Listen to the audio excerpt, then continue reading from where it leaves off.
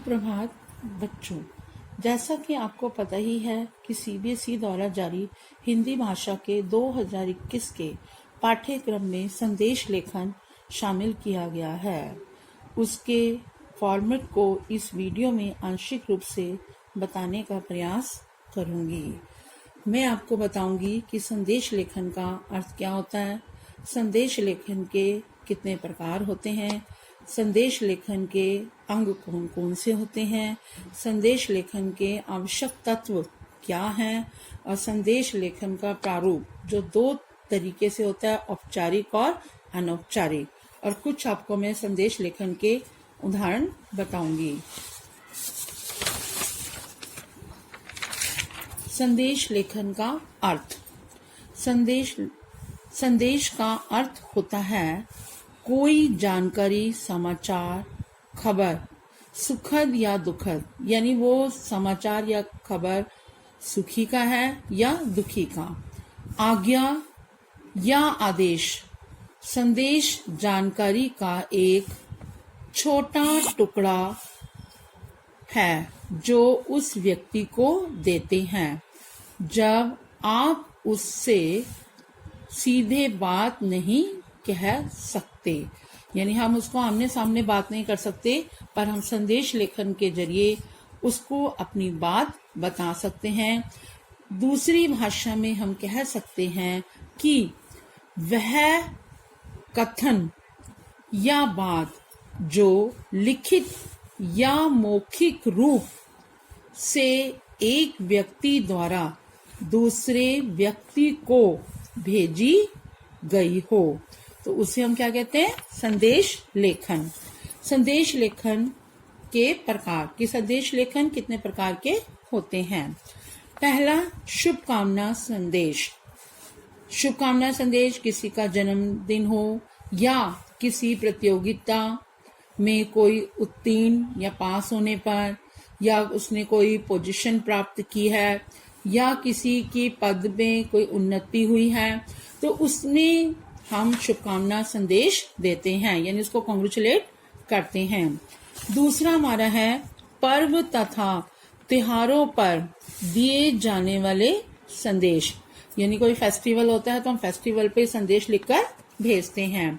जैसे होली हो गया, स्वतंत्रता दिवस, गणतंत्र दिवस, दिवाली इत्यादि। तो ये जो फेस्टिवल्स होते हैं इन पे हम संदेश लिखकर भेजते हैं। थर्ड होता है विविध अवसरों पर दिए जाने वाले संदेश, जैसे किसी की पुण्यतिथि है, शोक संदेश है, भागवत कथा आयोजन है, पर्यावरण दिवस इत्यादि। तो इन जगह पे भी हम जो है क्या भेजते हैं, संदेश लेखन के प्रकार। अब हमारा पड़ता है संदेश लेखन के अंग। संदेश लेखन के कितने अंग होते हैं। पहला शीर्षक, दूसरा दिनांक, तीसरा समय, चौथा अभिवादन, पांचवा मुख्य भाग, चौथा प्रेषक भेजने वाला। प्रेषक यानी कि जो संदेश को लिखकर भेज रहा है, तो वो होता है प्रेषक। अब है संदेश लेखन के लिए आवश्यक तत्व कि जब हम संदेश लिखते हैं तो उसके कौन कौन सी तत्व हैं जो हमें ध्यान में रखने चाहिए। पहला है विषय से संबंधित और आकर्षण। जो भी आपको सब्जेक्ट दिया गया है उसकी प्रधानता, यानी उसको मेन बनाए रखने के लिए हम उसके अंदर संदेश नारा का प्रयोग कर सकते हैं, दोहे का प्रयोग कर सकते हैं और किसी कथन आदि का भी प्रयोग कर सकते हैं। दूसरा है रचनात्मक यानी फॉर्मेटिव, सृजनात्मक यानी क्रिएटिव। विषय के अनुरूप, यानी जो आपको सब्जेक्ट दिया गया है उसके अनुरूप बॉक्स बनाइए, उसमें आप चित्र भी बना सकते हैं और चिन्ह आदि का प्रयोग करना, यानी विराम चिन्हों को अच्छी तरह से ध्यान रखना। तीसरा है संक्षिप्त और सारगर्भित। सारगर्भित यानी प्रभावकारी। सरल और सुबोध। सुबोध का अर्थ होता है जो समझ में आ जाए, जो शब्द समझ में आ जाए। उन शब्दों का चयन विषय के अनुसार होना चाहिए। तिथि, दिवस बोल्ड यानी मोटे में होना चाहिए। भाषाई दक्षता, दक्षता यानी निपुणता होनी चाहिए। जितना आवश्यकता हो उतना ही स्थान का चयन करना चाहिए, यानी जितनी आपको उसके लिखने के लिए आपको जगह चाहिए उतनी ही जगह को चुनना चाहिए। शब्दों या भाषा का प्रयोग मर्यादा के अनुसार करना चाहिए। शब्दों के चयन में आपकी भाषा दक्षता नजर आनी चाहिए। तो ये थे आपके संदेश लेखन के आवश्यक तत्व। अब हम करते हैं औपचारिक संदेश का प्रारूप, क्योंकि संदेश लेखन दो तरीके से लिखा जाता है, एक होता है औपचारिक संदेश और एक होता है अनौपचारिक संदेश। तो औपचारिक संदेश का प्रारूप है,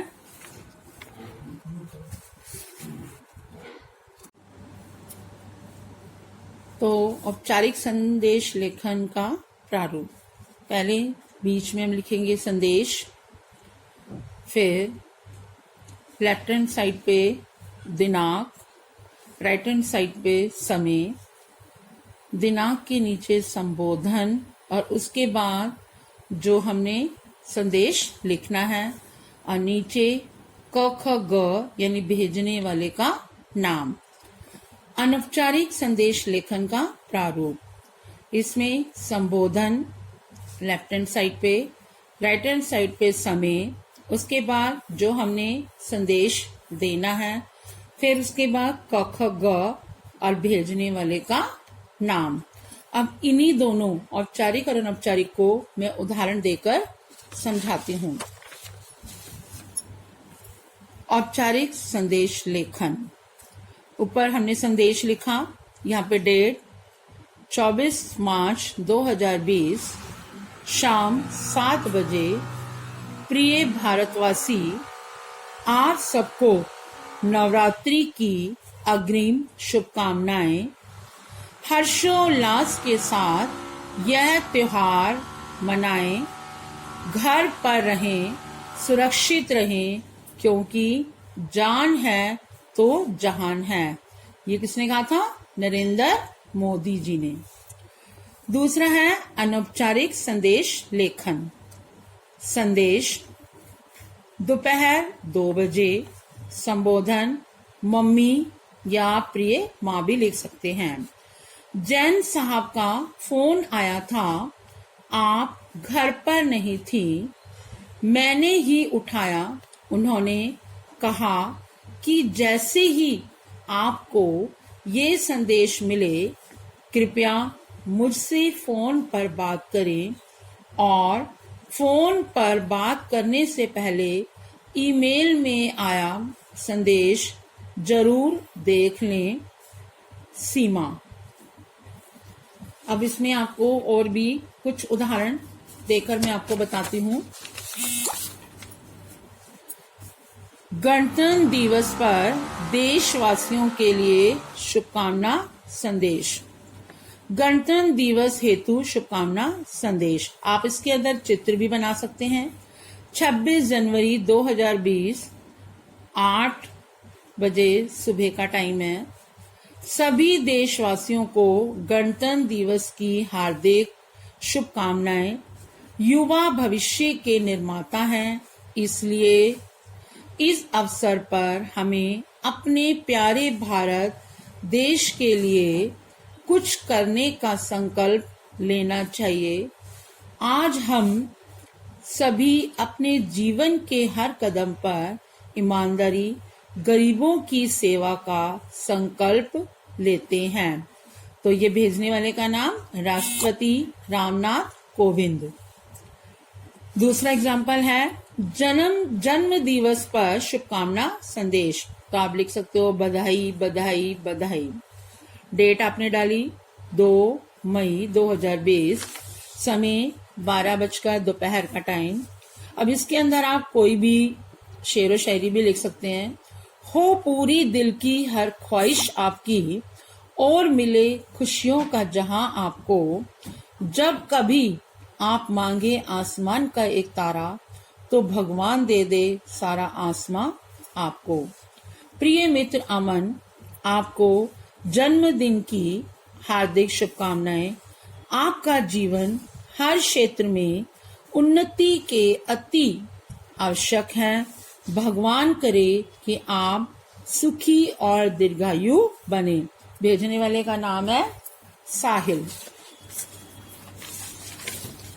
और एग्जाम्पल है विशेष अवसर पर दिए जाने वाले संदेश जो अभी हमारे प्रधानमंत्री मोदी जी ने दिए थे। कोरोना जैसी महामारी से जंग जीतने पर संदेश। जैसे आपने देखा था कि कैंडल जलाई थी हमने, तो ये था 5 अप्रैल 2020, समय था 9 बजे रात्रि। आप सभी देशवासियों से आग्रह है कि आज रात 9 बजे 9 मिनट के लिए अपने घर की बिजली बंद करके मोबाइल फोन की फ्लैशलाइट, मोमबत्ती या दिया जलाकर करके अपनी एकजुटता का परिचय दीजिए। ये किसने कहा? प्रधानमंत्री मोदी जी ने। आशा है कि आप सबको संदेश लेखन अच्छी तरह से समझ आ गया होगा। आप कुछ अभ्यास करें। फर्स्ट आपका है कोरोना महामारी विषय पर अपने बड़े भाई के लिए एक संदेश लिखिए। दूसरा क्वेश्चन है ऑनलाइन कक्षा सफल होने के विषय पर अपनी प्रधानाचार्य जी के लिए एक संदेश तैयार कीजिए। धन्यवाद।